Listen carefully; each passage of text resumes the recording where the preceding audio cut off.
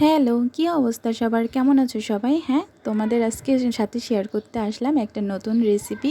কচুরমুখী দিয়ে তেলাপিয়া মাছের একটা রেসিপি। এটা আমার মায়ের রেসিপি, তো ভাবলাম তোমাদের সাথে একটু শেয়ার করি।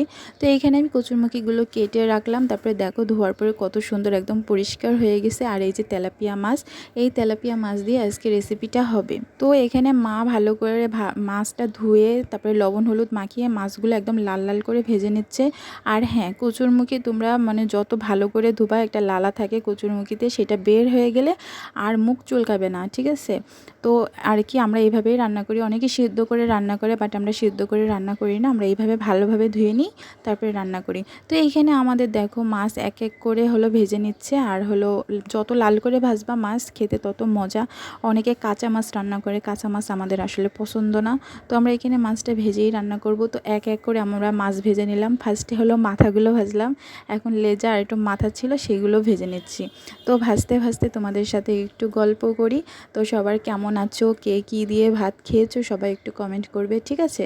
তো এখানে আমাদের মাছ ভাজা কমপ্লিট। এখানে আর একটু তেল দিয়ে তারপরে এখানে পেঁয়াজটা ভেজে নিবে। পেঁয়াজটা কালার যতক্ষণ চেঞ্জ না হবে ততক্ষণ পেঁয়াজটা ভাজা ভাজা করে নিতে হবে। দেখো এই যে মাছ ভাজা, তারপরে আমাদের এখানে পেঁয়াজটা মানে ভাজা ভাজা কালার চেঞ্জ হয়ে যাওয়ার পরে তারপরে এখানে জল দিয়ে দেওয়ার পরে বাকি পেঁয়াজটা, তারপরে হলো আদা বাটা, রসুন বাটা, শুকনো মরিচ বাটা, সব এক এক রকম মানে মশলা দিয়ে দিবা। দিয়ে ভালো করে মশলাটা কষাবা। এখানে লবণ হলুদ দিয়ে মশলাটা কষাতে হবে।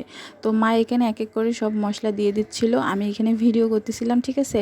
আদা বাটাটাও এখানে অ্যাড করছে। তারপরে এখানে সুন্দর করে মশলাটা কষাচ্ছে। যত মশলা কষাবা তরকারির টেস্ট তত ভালো লাগবে গাইস, তাই যত পারো তত মশলাটা সুন্দর করে কষাবা। অনেকেই আছে মশলা কষায় না, তো একটা গন্ধ থাকে, সেই গন্ধটা আসলে ভালো লাগে না। তো রান্নার ক্ষেত্রে সব কিছু, আর আমার মা হলো মশলা সব কিছু আগে থেকে সব বক্সে বক্সে ভরে রাখে, ঠিক আছে? তো সবসময় তার মশলা করা পসিবল না, তো আমার মা সব বক্স করে করে সব রেখে দেয়। তারপর এখানে মশলাটা মানে কষানোর পরে এখানে দিয়ে দিল সেই কচুরমুখী। এখন কচুরমুখী দিয়ে সুন্দরভাবে কষাইতে হবে। এখানে মশলা দিয়ে ভালো মতো কষানোর পরে জল দিয়ে কষাতে হবে। তা মা এখানে পরিমাণ মতো জল দিয়ে দিচ্ছে। এই জল দিয়ে মা একটু ভালো মতো কষায় নিবে। তো এখানে দেখো তারপরে ঢাকনা দিয়ে ঢেকে দিল। তারপরে জলটা যখন শুকাই গেছে তারপরে এই যে জল দিয়েও আমাদের কষানো শেষ। তারপরে আবার একটু মা নাড়াচাড়া করে কষাই নিচ্ছে, যে মশলাটার সাথে একদম পুরো কচুরমুখীতে একদম ভিতরে ভিতরে যাতে ঢোকে, এর জন্য।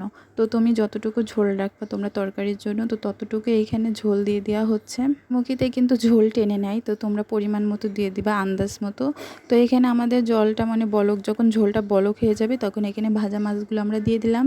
তো ভাই, এই তরকারি স্বাদের কথা কি কইতাম, এরকম তরকারি আমাদের বাড়িতে প্রায় হয়, কচুরমুখীর তরকারি সেই লাগে খেতে। তোমরা একটু এইভাবে ট্রাই করে দেখো রান্না কেমন লাগে খেতে। তো এখানে এক এক করে সব মাছ দিয়ে দেওয়া হলো। তারপরে এখানে দিয়ে দেওয়া হবে জিরা বাটা। জিরা বাটা দিলে তরকারির স্বাদটা অনেক মজা লাগে, অনেক খেতে স্বাদ মানে বেড়ে যায়। তো এখানে জিরা বাটা দিয়ে আর একটু তরকারি হতে দিল। তারপরে এই যে রেডি আমাদের তরকারি। কেমন হলো কমেন্টে সবাই জানাবে।